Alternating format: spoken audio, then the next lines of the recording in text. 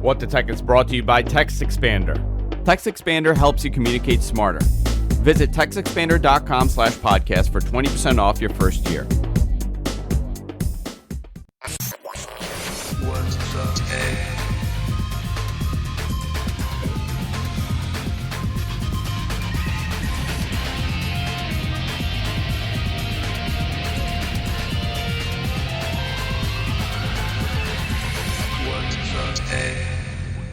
Hey everybody, welcome to What the Tech. I'm Andrew Zarian. Of course, I'm joined by Mr. Paul Thurrott. How you doing, Paul? Pretty good. We just finished watching the Apple event. Mm-hmm. They announced. How do you feel about that? What's the name of their chip, Paul? An M. I can't remember. I feel like they didn't say it enough. I mean, so they said M1 about 80,000 times. Yeah. So See, it was like a drinking game. Like, let's see how many times. It's like that scene in Super Troopers where he says meow all the time at the, when he pulls someone over. It's like how many times, Well, I was actually having wine during the event because I was taking a drink. It is Tuesday after all. It is Tuesday after all at noon, at 1 o'clock. So here I was having some wine and I had to stop because every time they discuss how wonderful the M1 chip is and how it's X amount of times faster, I was taking a drink and I had to stop doing that because that was the entire 45-minute presentation that they had. Very interesting. No tags. They didn't announce the tags. They didn't announce the headphones, the studio That's headphones. That's good, though. I like that they kept this one kind of clean and on point, Yeah, so let's go through this quickly because I know that it's a lot to talk about here, but I want to kind of summarize this. So Apple essentially said they announced 3 products, right? The Mac Mini's getting this thing, the MacBook Air's getting this, and the 13-inch MacBook Pro's going to be getting this. Very interesting because the Mac Mini is $100 cheaper. Is it? I believe so. Got this on Thurrott.com. No, I got this on Thurrott.com, Paul. Okay. Well, those people don't know what they're talking about. More importantly, though, the new Mac Mini is $100 cheaper, starting at $699. So, so the Mac Mini's getting this thing, which interestingly enough, excuse the bright light in my face, because one of the things that's I think we need to look at, Andrew, is whether or not they're going to continue offering the Intel versions, and so they do on the MacBook Pro. So 13-inch MacBook Pro, the 2 base models are M1 chips. And then you can move up from there. Or is that a 15-inch? No, 13-inch. Yeah. Or you can move up from there to a Core i5. Okay. And then beyond that, I'm sure you can configure it, right? So that's interesting. So MacBook Air is all M1. MacBook Mini, there's one Intel configuration, so you can still get that. And I think in both cases, that is so that you can get configurations with more RAM, because there are going to be some people who need more than the 16 ceiling that currently exists with the M1. But the MacBook Air is only M1. So here's my question. I buy this thing. I want to install Excel. What do I do? Right. Yep. They did not touch on that. It has all. Rosetta 2. It has Rosetta 2.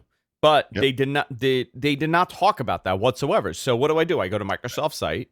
I download Excel. Andrew, they said in some cases the software will even run faster than it does natively. I know. I think one of those cases is not Excel. It is not Excel and not Word. Look, those things should work. This is the open question. Hopefully there are reviewers out there using this now, and they will tell us whether there are pauses or stutters or whatever. And then eventually, of course, Microsoft Excel and the rest of Office will be made into a universal app. It's just a matter of time. But I actually did find it notable that Microsoft was not part of this event at all. That means something. They are absolutely one of the top 2 Mac developers out there, right? They have to be. Who would them it be? and Adobe. It'd be them. Yeah. That's about it. Has to be. What do you use on your Mac? I'm curious what applications you tend to use. Well, I mean, actually, no, it's in the other room. Obviously I have Office Excel, installed. Outlook. Yeah. And it kind of mirrors what I do on Windows in the sense that, I mean, I install Microsoft Edge and I do a lot of web apps. I use we talked about this during the presentation, Affinity Photo. I used to use Adobe Photoshop Elements, But I bought Affinity Photo on both platforms, and that's fantastic. And then it's really just the same. There's a couple little apps. I mean, I use Microsoft Paint a lot on Windows, and there's a Paint like program that's a third party app that I don't remember the name, but I think I found it. I think it's in the Mac App Store. But and then I use the text editor that's built in the Mac. Is that true? No, I don't. I'm sorry. No, I use third party. It's a Markdown editor, and I think it's called Macdown. Yeah, I think it's called Macdown. MACDOWN. It's something like that. I'm sorry, I don't open have source Mac right in front Markdown of me. editor. Yep. Yeah. So it's really not that different from what I do on Windows, honestly, and that's semi by design. So it's pretty much the same with me. I use the same exact applications I use on Windows that I use on the Mac. There's really nothing that now, a couple of years ago, probably a different story.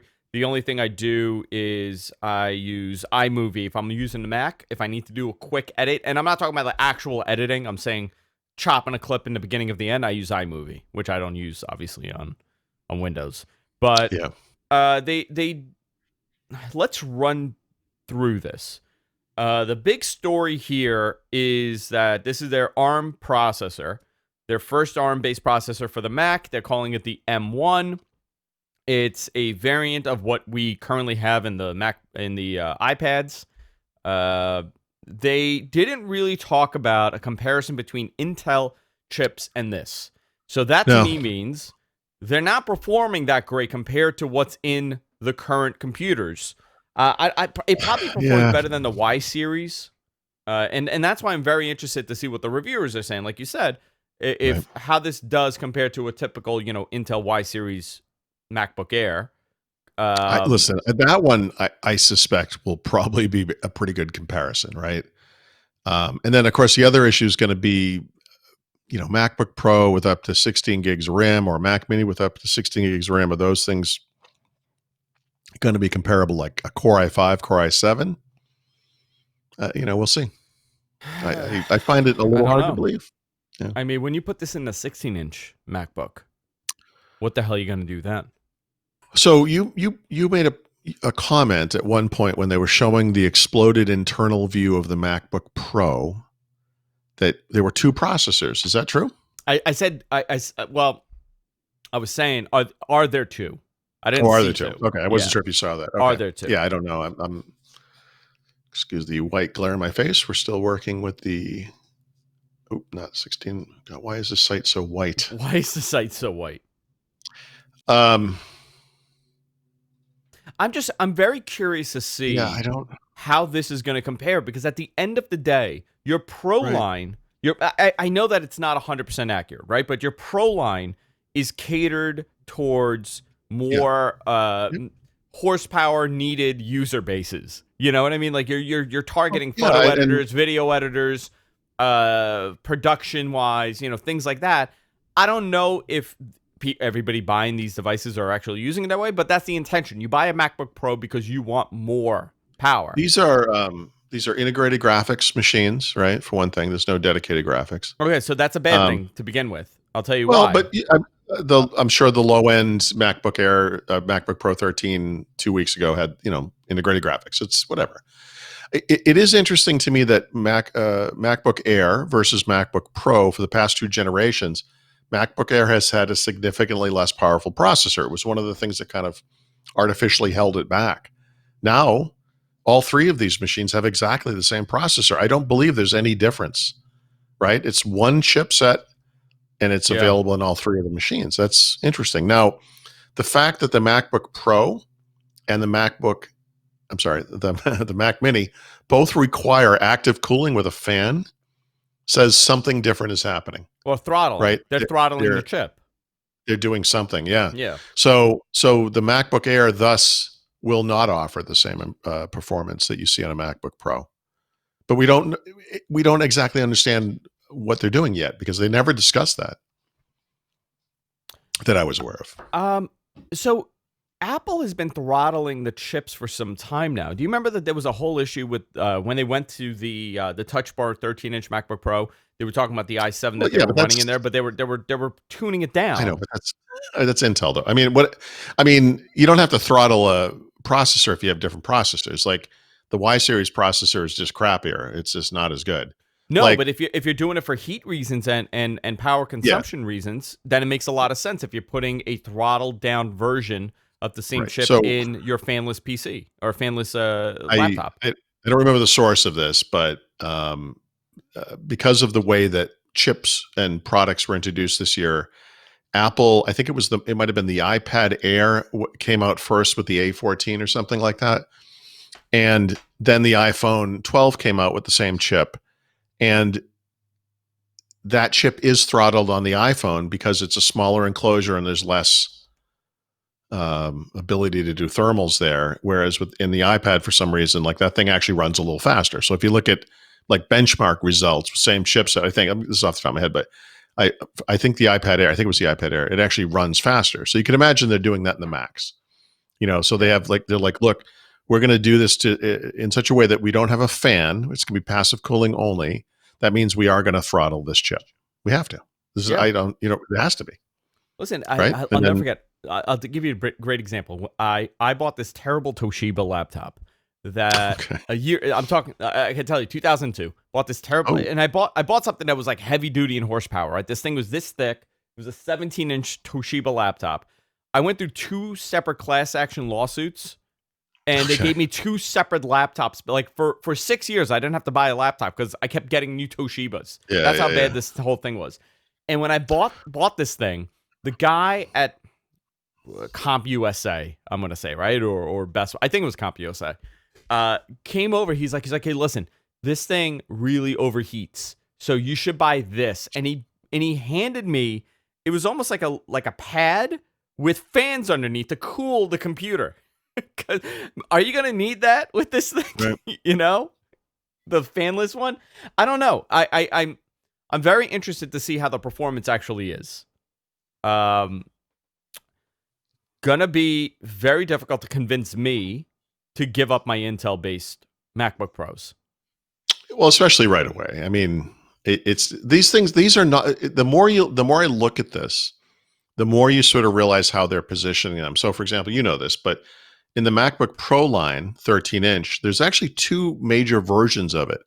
There's the version that has the 2 Thunderbolt ports on one side, and then you step up a bit and you get 4 with 2 on each side. Oh wait, The there's version 2. right? Really? Yeah, with Intel. With Intel. Yes, with Intel. Right. So the entry level MacBook Pro 13 only had 2 ports on the left side. Once you stepped up past that, you spent a lot more money, but you got the 4 ports. So the version they just announced with the M1 chip is a 2-port only version. So it's basically taking the place of the entry level MacBook Pro. And you can still buy an Intel Core i5 or i7 Okay, version. so how about the 13-inch MacBook? How about the 13-inch? That's the 13-inch. That's what I'm talking about. Oh, not the MacBook Air. I thought you were talking about the No, MacBook this is Air. the MacBook Pro. So the MacBook Air is only 2 ports. That's always been the case, since they moved to Thunderbolt. The MacBook Pro, the way it worked yesterday was the entry level version, the one that was $12.99, had 2 ports. And that was it. And it was probably a Core i5 or whatever. And then if you upgraded past that, some of the higher end SKUs, which they still sell, have 4 ports and they're more expensive. But the M1 version of this machine is just the low end version. So it's the 2-port Thunderbolt version. So it's only, they replaced the MacBook Air. They replaced the entry level MacBook Pro 13.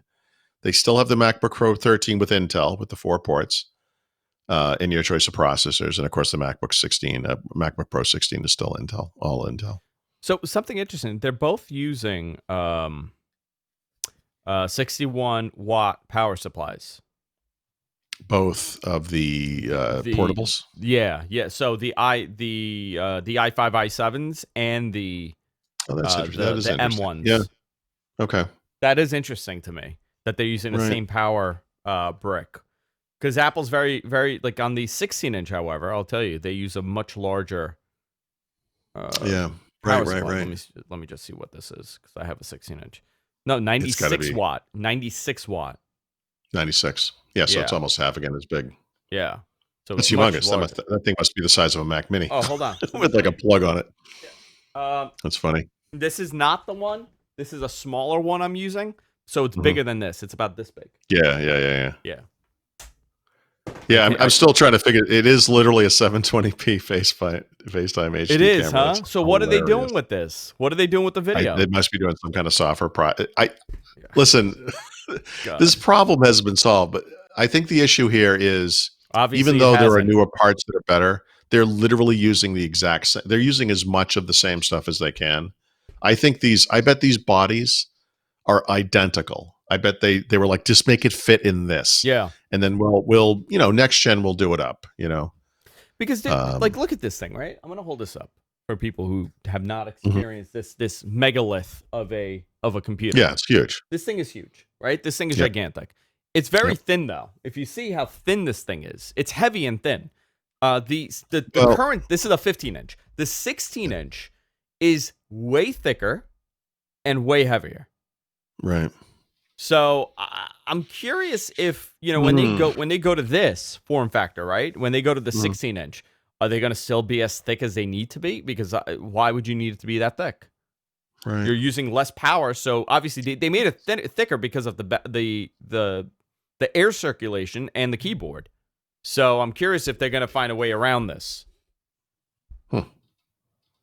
I don't know. I'm very interested by this, and I'm not disturbed, but it's a little upsetting that Yeah. we don't have more information on such a giant leap of a product. This is essentially telling us Yeah. that they're I was eliminating expecting a Intel. little more, hard data. Yeah, dude, they're eliminating Intel from their lineup. This is a whole new world that they're in. This is going to lead to something totally different where the next probably the next 2-3 years, there's going to be no more Intel-based MacBooks. They're all going to be on their own architecture. And how is that going to affect me, someone that has Yeah. been using... listen, I'm saying me, right? It's a small percentage compared to the PC user. But this is a learning curve for many people to have to go over. I use a PC, so for me, I'm fine. But for many people, they use specific software, specific hardware. This is what they know. This I is what they thought, like using. it was a little light on that stuff. Yeah. Very light. I really thought we were going to just, nail that. And I'm a little confused, but Very quick event. We did not hear anything about the tags that have been rumored and have been leaked. well, yeah, We but did not it was get a that. Mac event. I mean, that's fine, Are we going to get right? another event with these devices being released? Because that was supposed to be for the holidays. Hmm. I Uh, don't know. I don't think so so. we'll see. I don't know. I'm very curious to see what the actual real life battery life is going to be. They're talking about 18 hours battery life in the That's for video playback, MacBook. right? So, for the MacBook Pro 13, they gave a figure that was, man, I don't even remember the number, so I guess it doesn't matter. But they talked about, I think it was 20 hours for video playback, and then I want to say 13 for some kind of web something. I don't remember Yeah, the term they used, but that's probably close. wireless. Yeah, Wireless web. yeah, That's probably closer to real world. Now, wireless web is, you're basically, it means you're running a web browser, nothing else. Most people who are getting work done are going to be, Word or Excel or, Apple Pages or whatever they're using, and they're switching back and forth between something they're writing or working on and some other stuff. So, yeah. I suspect these will, well, except under like heavy emulated workloads, so that will change it too. Well, ultimately will be battery life improvements over, the Intel versions for sure. But, compatibility, performance, especially of emulated apps, is still kind of an open question. And how does that stuff impact battery life? You talked about Microsoft Office, so I'm going to run the emulated version of Office. I got Outlook open, I got Word open, I got my web browser open, doing work. Is it 6 hours now? I mean, Yeah. where does it land? We don't know. We don't know. So this thing ships next week. You could order today. Right Yep. now, the Mac store is open. The Apple store is open. You could go and order it. Uh, listen, I would not purchase this device if anybody were to ask me. I would wait. Yeah. This is a first gen Apple product. I always advise against a first gen Apple product. Obviously, Right. this chip has been used in a multitude of devices already. We've seen it in essentially Yeah, but everything, come on, that's a but different beast. it is a different beast. But Also, you notice they didn't call it like the M14, right? It's like they didn't want to tie it to anything. They want you to separate that in your head, I think. This is the first gen. yeah. It's really like the 14th gen, but they want you to think of it as a new thing, Well, you know what? Put this thing which out is there. fine. Get the kinks out. Have the M2 come out. Have a Yeah, touchscreen MacBook Air. sure. And there you go. Now you're starting over. Now you have a whole different. Now it makes a little bit more sense for someone This to will go give and them buy the a new perfect product. excuse to do touchscreens because they can say, now because of this processor, it's so awesome. We can finally do this thing. We wanted to do all along, but the Intel stuff wouldn't let us do it. Yeah. Anything else that stood out to you, Paul, from this? Because really, there was not much Yeah. other than them giving I bizarre mean, statistics 2 times faster, 3 times yeah, faster, best in class. I know, It's I numbers know. that we This is don't really nonsense. understand. Yeah. And by the way, I'm not against it. I think this is great, right? If we're Yeah. talking about a Well, company that could kind of control everything and get the most bang for their buck, this is the sure. company to do it. We've seen them do it on the iPhone. We've seen them do it on the iPad. The reason why they've been successful is that they control all aspects of the hardware. If they could implement that in the PC on the computer side and Right. be as successful as they have been, you know what? That's great for everybody. But today's not the day. They're not doing that now. Right. I just The- think there are too many open questions, yeah. and you raised a bunch of them. Microsoft Office. I mean, when in fact, I maybe that's what you were alluding to because you asked me like, well, what apps do you run? I mean, what's the schedule for the apps that I use being upgraded to support this thing natively? And in the meantime, what's that experience going to be like? They literally never sat down at a Mac and said, hey, look, this is Microsoft Excel. Yeah. It's not native. This is what it looks like. This is what the performance is like. You see how snappy it is or whatever. Like it's a little alarming that there was nothing like that. There was a lot of talk, grids of chip design things and, whatever, but these are not like I made fun of the visual artist who's like, it's got 8 cores. Visual artist doesn't care about cores.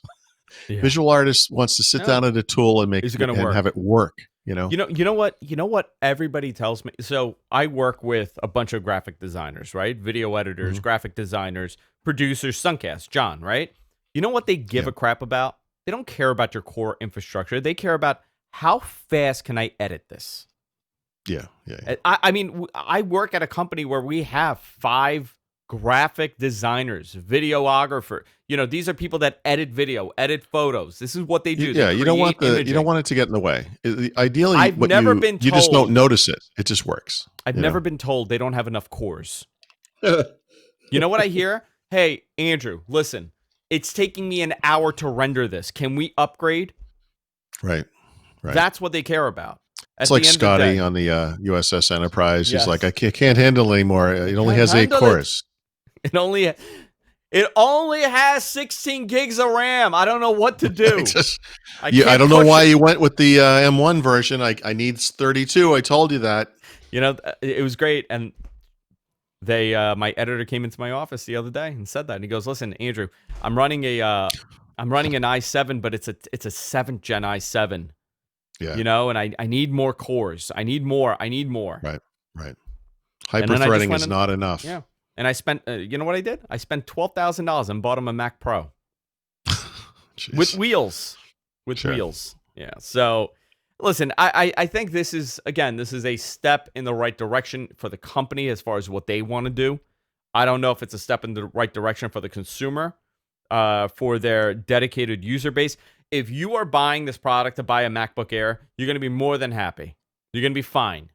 It's going to be fast enough. It's going to be light enough. The battery's going to be fine. By the way, that was kind of the point. Like, if you look at the low end of their product lineup, Mac, obviously, MacBook Air, the entry-level MacBook Pro, and the entry-level Mac Minis. Sorry. That's what they replaced. In the cases where those product lines have higher end versions, you can still buy the Intel version. Yeah. And you can see that in the, the fact that this chipset obviously only supports 16 gigabytes of RAM.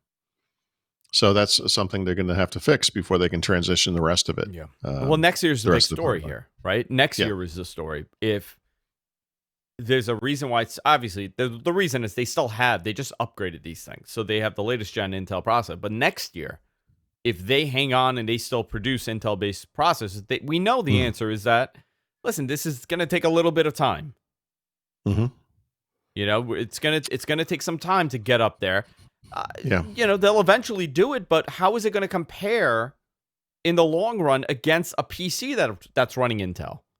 Because then that's going to be the decision maker for me. It's no longer going to be the aesthetics compared to the of this best-selling device. PC in its class, it's doing Yes. great. So I don't. And what is that PC? Someone tell me. I want that data. Yeah. Tell me it's an It's a HP. Packard Bell G5 a Gateway 2000 H7Q. Yeah. It has a CRT screen. Unbelievable. So that was the Apple event. There was not a whole lot. I mean, we're having fun here because we didn't have a lot of information. If there was a ton of information here, we'd probably be talking about it. But other than what we just laid out for you, there's nothing more to it. Actually, one more observation. They brought back the PC guy from the old Mac versus I'm a Mac, I'm a PC ads. They did. This probably makes sense because to the average consumer, they've never heard of Windows 10 on ARM. You know, for people who are kind of involved as tech enthusiasts or part of the Microsoft community, whatever, we were very anxious to see how this thing would compare to Windows 10 on ARM, which is Microsoft's attempt to bring its own desktop operating system to this more modern kind of portable mobile platform. When I saw him, the first thing I thought was, well, they're going to draw some comparison between Windows 10 on ARM and this thing. And there's many ways they could do that, better compatibility, better performance, blah, blah, blah. But they didn't. Like, this thing was old fashioned, like the Mac guy was, or the PC guy was back in 2003 or whatever year when they were actually on TV. And he was talking about, you know, fans and how you have to plug it in because it doesn't get great battery life. And that was it was in its own way was just as dishonest as those I'm a Mac, I'm a PC ads were back in the day, because PCs like Macs have evolved dramatically. And we have PCs that get great battery life, awesome performance, mobile performance, etc. But I thought that was kind of interesting. They were it was obviously a throwback and kind of a callback or whatever, which is fine. It was cute and everything. By the way, that to me means this is going to be their holiday campaign, right? Maybe, but I think it was notable that only one of the two guys was in it. Well, the other guy's famous, right? Well, John, what's that guy's name? The guy was the PC is just as famous. I mean, I think he's maybe more famous. What, the PC guy? Yeah. Yeah, John. What's his name? John. I got John Goodman stuck in my head. John Hodgman. Hodgman. Yeah. Hodgman. Yeah. Yep. Interesting. Very interesting. Guys, we're going to talk about the Xbox now. I know a lot of you guys are waiting for us to discuss the Xbox and everything that Paul could talk about with the Xbox now. So we're going to talk about that. But before we do, I want to remind everybody, if you enjoy the show, enjoy this bonus content that we did prior to broadcasting now with What the Tech, you can fund us at patreon.com/whatthetech. You can fund us as little as $1 per episode, and it gives you a bonus show and encourages us to continue doing these kind of shows. Also, Thurrott.com, Thurrott Premium, Paul. What do you know about Thurrott Premium? You know anything about that? I know a little bit about it. What do you want to know? Bit. Thurrott Premium, go sign up there. You get access to all these great stories, great articles, great access on Thurrott.com. I'm a premium member. You get access. Let's see what. Let me see what your latest premium story is. I'm logged in, so I can't tell. What's your latest premium? Where's your premium? It's called Inconsistency from yesterday. There you go. Yeah, Inconsistency. It's from yesterday. I got to read this one, actually. I have not seen this, so I'm going to bookmark it like an old man. That's what I just did. I bookmarked this. My biggest pet peeve. Inconsistency? That's me. It's better to have tech that never works than to have tech that works sometimes, because there's nothing more frustrating than inconsistency. I agree with you. All right. So let's talk about the Xbox. A lot of people want your opinion on this. Yeah. You had a early unit that was sent to you. You were able to show the aesthetics, the outside of it, but you could not talk about what's going on with it. So you've had Yep. a couple of weeks with this device. Now you could talk about Yeah. it. I actually have two of them. I have both of them. So I have Okay. an Xbox Series X and a Series S.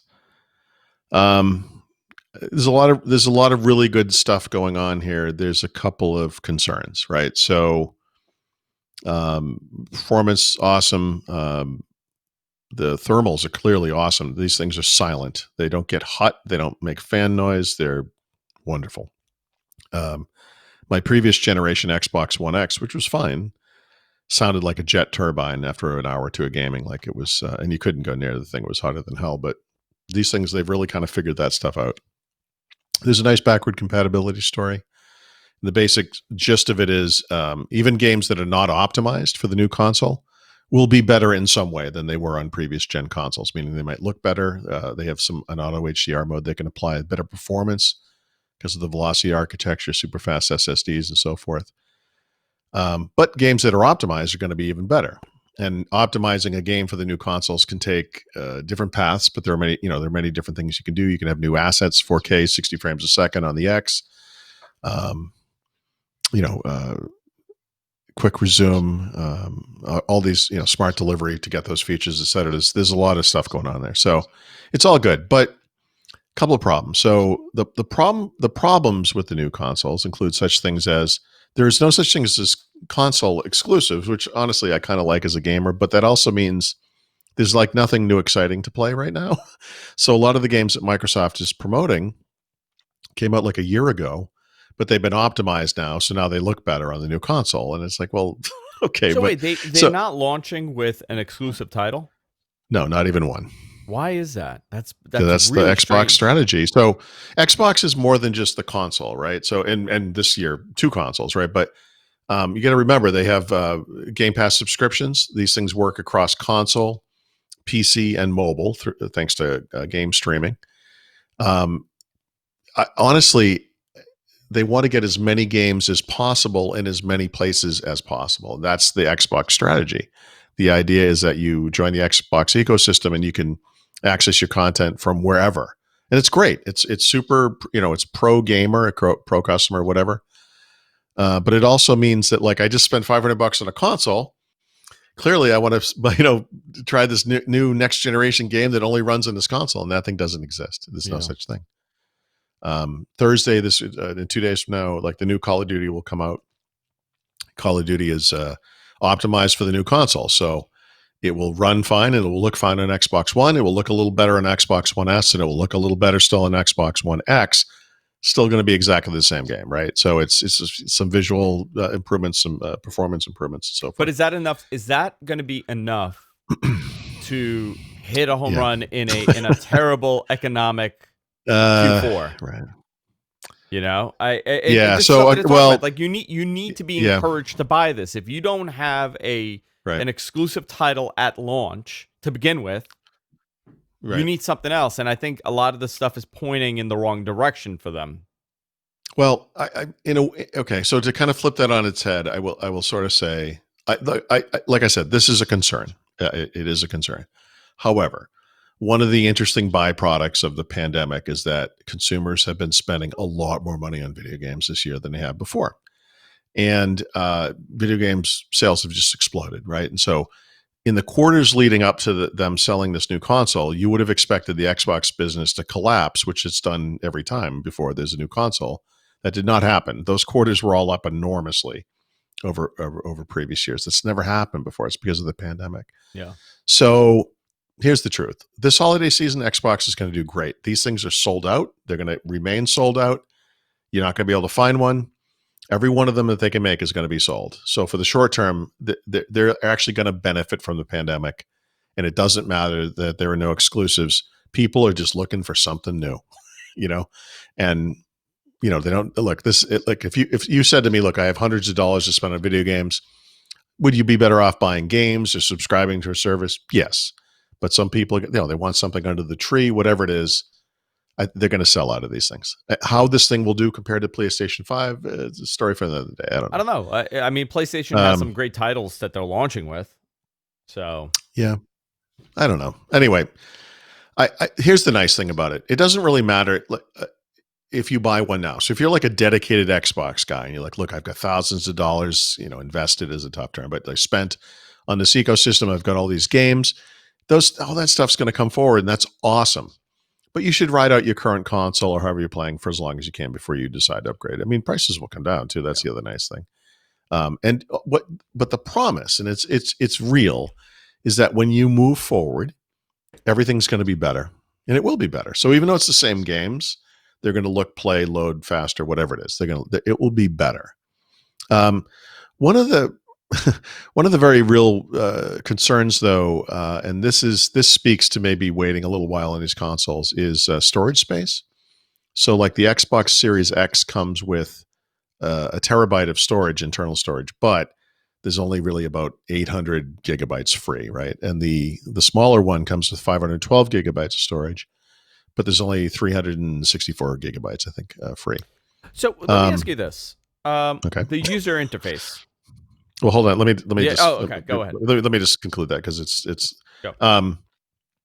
That's not enough. That's not a lot of space. I've installed 3 games on the Xbox Series S, and I'm almost out of storage. That's not good. Just 3.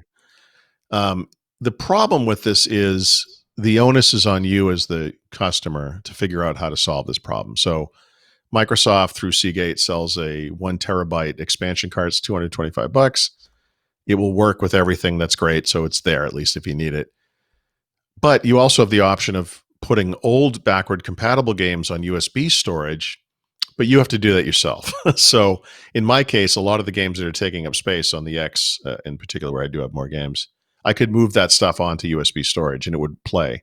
But you can't play new generation games. I'm sorry, optimized games, right? Off of USB. You can only do it off of the internal or the expansion storage. Oh, really? So it creates this situation where you kind of have to manage it.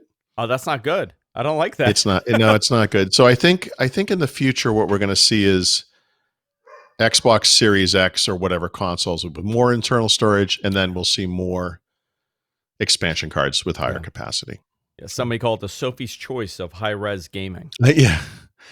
Yeah. Anyway, so you were asked about the user interface. The user interface, because from what I'm hearing, because I don't have one, right? So I can't give a review of this one, unlike the previous generation. But I'm hearing obviously the launch title thing is going to be a problem because people really want there to be a specific exclusive launch title that comes along with the game. Whatever, it's fine. Sure. There's plenty of other things that you're going to be able to do. The people that want to buy an Xbox will buy an Xbox. Doesn't matter. But I'm hearing that the interface needs some work. Oh, actually, I think the interface is pretty good. I mean, so here's the pro and con on the UI part of it. I think what people have complained about is that maybe the Sony UI is a little more stripped down and it seems a little more, I don't know a little more something. I don't know. I think it's fine. The good news is they've solved the performance problems on the UI. So Xbox 360, Xbox One, they went through a variety of UIs. They kept trying to optimize it. They never got it there. It's like really slow. That the UI on the Xbox Series X and S is lightning fast. It's excellent. So they finally gotten to the point where it should be. So that's really good news. Good or bad news, depending on your perspective, the UI that's on these boxes is exactly the same UI that's on Xbox One. It's exactly the same. There is not any part of it that's any little different. It is identical. And that is sort of like the exclusive problem where it's good in a way because, you're familiar with it. You can get started right away. You don't have to learn anything. But it also takes away a little slice of newness that you would typically feel when you buy something new. And even though learning something new is, like a little aggravating or difficult, maybe you feel like, well, this is what I spent the money on. Like this, obviously it's different. It's better. It must be better.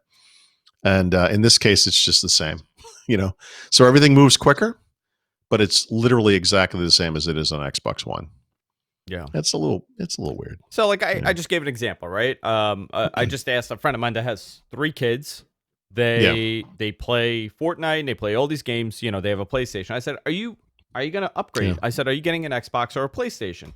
He said, I'm going to get an Xbox. I said, why? He goes, they already have a PlayStation 4. Oh. So interesting. That I find that interesting. The other thing is in our chat, there's a whole discussion about how big Call of Duty Cold War Yeah. is. Well, I'll take a look. So Actually, here I we should go. look on both of them. So it's 136 gigs on the Series X. Okay. Let's see. Also, Josh Coleman, a good friend of the Mm-hmm. show. It's his Xbox is on his front lawn right now. Oh, jeez. He just sent me this photo. I'm sending it to you, Paul. It's in a box on his front lawn. Okay. I'm having. I don't know why I can't figure because it out. here's the thing, like you try to run the game like an idiot. You're gonna have to make a choice, right? Yeah. On what console you're buying and for what reason. You got 3 choices right now. You got, mid-range, high, lower end, high end, and then you got what PlayStation's doing. For me, I'm gonna go with an Xbox because I always do. That's always my first one that I go with. But if you already just, I don't know. For me, I'm gonna go with the Xbox. I don't know how someone's gonna determine which one they're buying if we're not talking about launch titles. I guess brand loyalty. Right. The whole thing is interesting. I hadn't looked at this before. One of the what do we call this? One of the advantages, features of the Xbox platform is this feature called Smart Delivery. So you talked about the new Call of Duty game. So 130 gigs on Xbox One X, which is correct. That game will take up less space on an Xbox One S because it doesn't have the same high quality assets. And it will take up even less space on an Xbox One X because that doesn't have the same quality assets. So on Xbox One S, it only takes up only 116.3 gigabytes of space. That's not a big savings. So, it's not half as big. Yeah. The storage on the Xbox One S is half of what what is available on the X.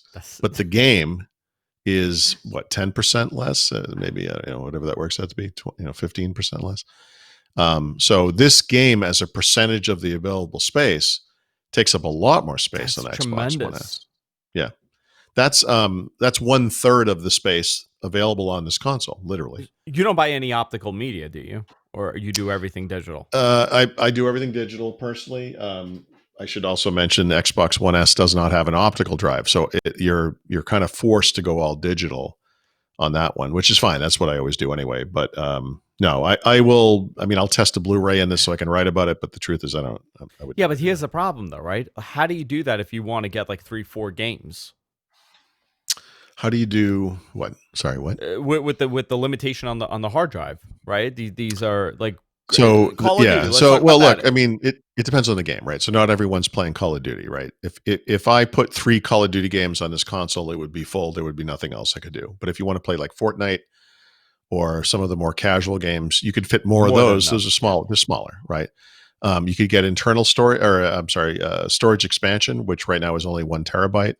But at that point, you've just spent $225 to go from 512 to 1.5 terabytes, but you have the slower processing, lower resolution, blah, blah, blah, whatever. I mean, why not just buy an X? So these are the decisions we have to make. It's complicated. So just got another message from a friend that's listening. He goes, okay. I specifically ordered a new TV with 120 hertz so I could play on this thing. Yeah. Let me tell you, it's effing beautiful. Yeah. Yep. His exact words to me right now. Yeah, I don't have 120 hertz, but I have the 60 hertz. But it's 4K HDR, gorgeous. I mean, it is. They look great. I mean, they do look great. I would recommend if you haven't. With the previous Xbox, the big story was a lot of people wouldn't have a 4K TV to be able to get the most bang for the buck. I think a lot of people now have a 4K TV. They've well, they do, but they're still selling a version that's not going to hit 4K most of the time. So it's kind of interesting that they even have an S. And Microsoft's expectation is that the lower cost one over time will sell more than the more expensive one that does 4K, which is kind of interesting, right? And I don't know if it's just cost or whatever, but it is a cute little machine for sure, and it's completely silent, which is nice. It'd be great for the living room, but the quick resume feature I was talking about is only for games. So Yeah. you can't quick resume media apps. So if you if you're looking at Really? Netflix, yeah, it's really bad. Like this is actually a huge problem. So it's not that moving between the apps is slow. It's still pretty quick. But if you're say you're watching Netflix and you're like, well, and we're just doing apps, right? We don't. This is how the world's going, right? So we have apps for everything. So you're like, well, I think I'm going to switch over to YouTube TV and see how the game's going or whatever. So you launch YouTube TV, you sign, you click on the sign in button or whatever, go to the live TV thing, you go look at it, your team's doing however they're doing. You're like, all right, I can go back to Netflix.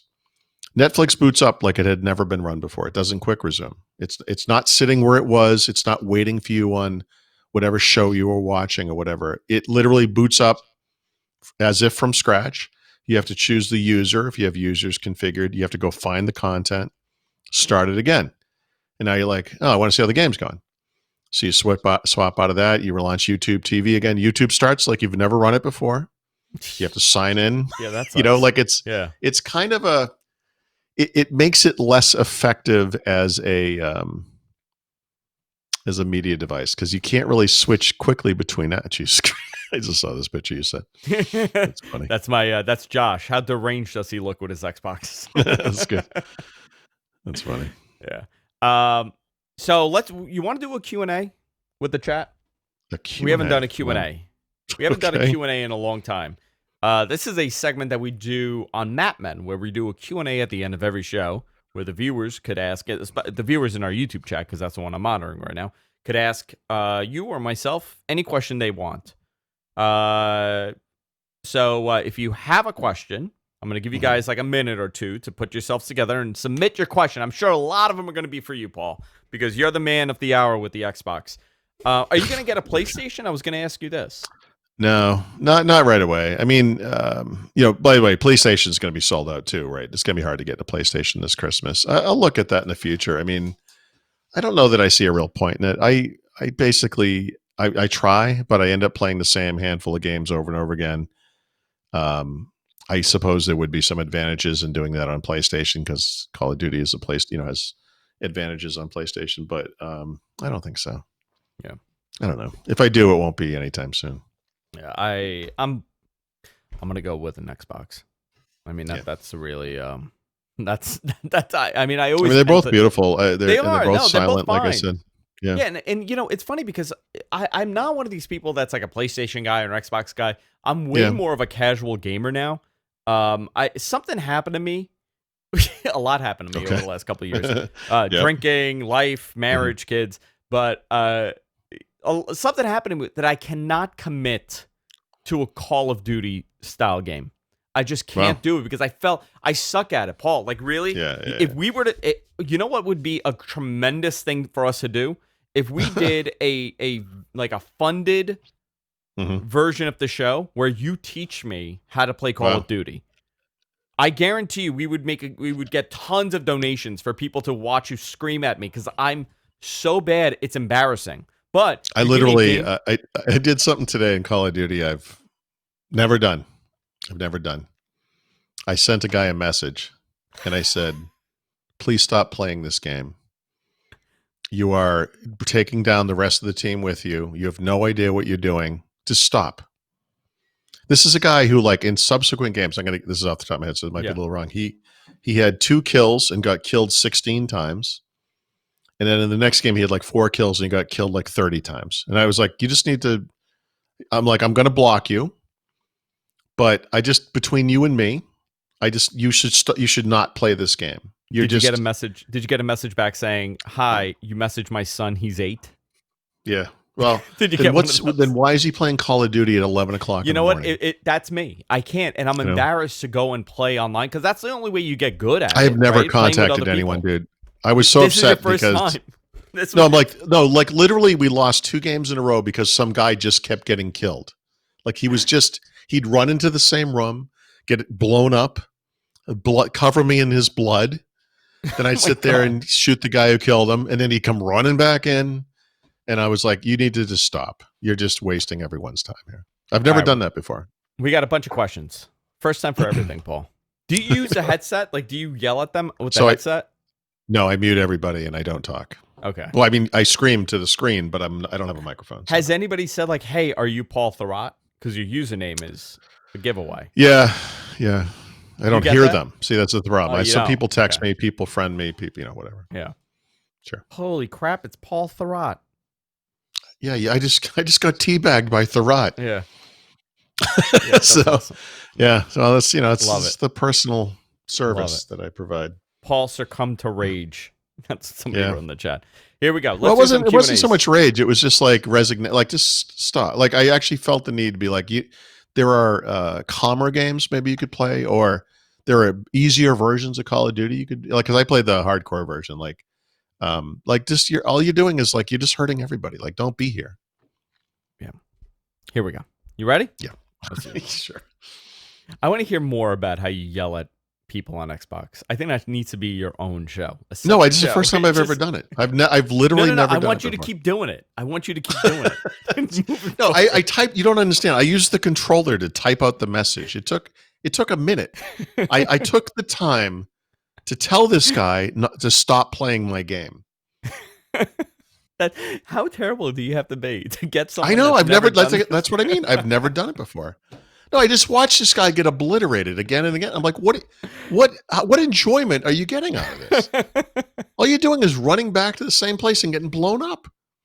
I find the actual action of you messaging this guy hysterical. Like you sitting there well, normally typing it. When there are bad players, or people are just jerk offs or whatever, like you can block them, and that just kind of ensures that you'll never see them in a game again. I do that fairly frequently, but this time I was just watching him and I'm like, dude, what are you doing? Oh, and then one time he shot. That was what did it. He shot me. He's on my team. Terrible. He killed me. Terrible. He should be banned. I'm on a streak, dude. What are you doing? Anyway, I'm sorry. I don't mean to go on and on. No, please keep doing it. It was so weird. All right, here's a question. Have you guys heard any rumors about Microsoft buying Sega or another Japanese game studio? Well, someone has to buy Sega because they have a tremendous library. Yeah, but unfortunately, that's what all they have is like a library. So Microsoft, I think it was Phil Spencer recently said something to the tune of they're still looking for studios to buy. And I think very specifically, they said they were looking for more casual game studios, right? I don't think it was Japanese specifically, but I think it was like more casual. Yep. And I guess the Sega stuff, because it's mostly legacy, kind of falls into that category. Like what's Space Harrier now, or Sonic or something. I mean, these are, they're kind of casual games, I guess. So no, not Sega specifically, but it wouldn't be a bad outcome, honestly. I think they're seeing the success. Like I'm a casual gamer, and I got to tell you, I love beat 'em ups. Like I was an arcade rat. Like growing up, I was a total arcade. We had an arcade by me. I would live in that freaking arcade. It's just me, my cousins, and myself. We would just stay there all freaking day, every day after school. We would be in the arcade playing Street Fighter 2 or playing some sort of beat 'em up. They re-released. Did you play Streets of Rage 4 at all? No, but I mean, no. Dude, it's awesome. It's awesome because you know why? It's nostalgic enough. The music is nostalgic. The moves are nostalgic. It's appealing. But let me ask you the the pertinent question. Yeah. Is it Call of Duty? It is not Call of Duty. Yeah, no, it's a beat 'em up. It's a side-scrolling beat 'em up. You can see the problem. But you know what? It's been a tremendous success to the point that they've already said that there will be a sequel to this. So there'll be the 5th version of this. It was that successful, and it was done by an indie developer that teamed up with Sega. Streets of Rage that's not a Sega thing, is it? It is Sega, yeah. It is Sega. Okay. Yeah. It was tremendously successful. So I think a lot of people are realizing, like Capcom is now talking about doing Final Fight, doing a revamp of Final Fight because of the success that they saw with a side-scrolling beat 'em up that appealed to, you know who? 30 freaking year olds. That's for nostalgia. Yeah, because the people have money now or want to re-experience the things. And the game was great. And the game is great. I still play it. I mean, if I just want to blow off some steam and play a game, I play that. You know what else I play? Castle Crashers. Love that game. That's cool. That's how advanced I am, Paul. But I do play World of Warcraft. Dude, listen, don't be ashamed of that. Whatever you like to do is fine. I like WoW. Do you play WoW? No. World of Warcraft? Yeah. No. See, Love it. you just describe games that are like on the opposite end of the spectrum. Like, you know what I mean? Like that's too involved. You're Like such like I a think for me, brute Call of with Duty your is like shooting of your guns. You don't want a to. Call of You don't Duty want to game hide match in a. is You don't 10 want to hide in a minutes. forest and shoot arrows, Paul. And if it wasn't for the ignoramus today, usually it's an enjoyable experience and you get out, you're done. You're good. It's good. You can move on with life, you know? Garrett in the chat room says, non-tech question for fun. What's your Mhm. favorite type of food, Paul? Oh, jeez. Probably sushi. I would have gone with Honestly. sushi. Yeah. I'm going to I mean, go I with like all Greek. kinds of different food. But yeah, probably sushi. I'm going to go Greek. Give me a gyro every day. I'm seafood. fine. We like, we eat a lot of seafood. Yeah, you're a big foodie. Michael says, do the PlayStation exclusives have Call of Duty concern you as an Xbox gamer? Yeah. Yep.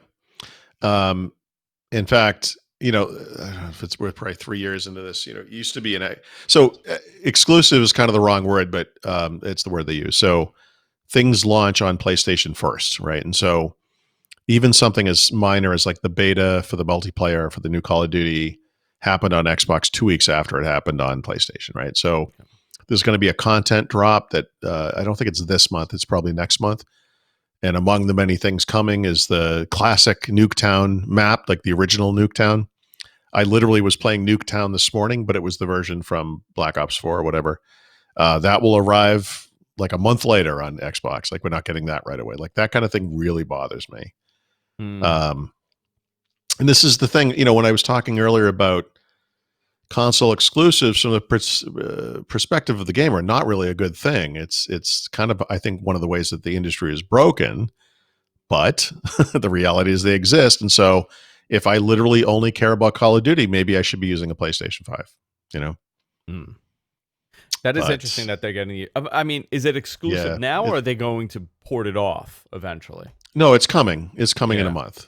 Typically I think it's about a month. But I don't like that kind of thing. I don't like that kind of thing. So here's Jonathan with a question. For Paul, if I connect a USB 3 portable hard drive and load an Xbox X optimized game, does the console automatically move to internal drive and then launch? I heard it plays non-optimized from the external. That's a good question. So I still have some open questions about how things will work in certain ways. So if you if you have an existing Xbox One console, whatever version, and you download whatever games and you put them on that hard drive, you can attach that hard drive to an Xbox Series X or S and play those games. And what you will be playing is the Xbox One version. I don't believe it will do anything automatic. It would be kind of an interesting thing and potentially useful if it popped up a message that said, hey, by the way, there is an optimized version of this game available for your console. We can install that to the internal storage if you'd like, that kind of thing. But no, the way it works is it will just play whatever's on there, backward compatible. So it's not going to, it won't, I haven't done it. So, but I can't imagine it would do that automatically. Yeah. Jonathan also says Andrew's best guns are his arms and fists in Street Fighter. Hold on. Look at this, Paul. Look at that. Look at that. Not bad. Look at that. Hanging on there. Wow. There you go. I hope someday we'll go to the gym together and we'll see what's up. Can we squat together? Can we do like we can squat together? Can we do like old school? It will be like the totally non-gay gym experience here. Yes. You've been wanting your whole life. Yeah. I want to wear like the old school. Like I want the medicine ball. I want us to throw the medicine ball at each other. Yep. Perfect, guys. I think that's it for this week. I had a whole bunch of other stuff I wanted to kind of run down, but I totally forgot what it was. There's a lot of stuff today. It was a ton of stuff. Yeah. You know what? I got to tell you, the Apple announcement kind of shocked me. I thought there would be a whole lot more. I thought there was so much anticipation of this. We have been waiting for this since at least June when they did WWDC. Yeah. But sort of before then too, because we knew this was coming. And I was expecting a little more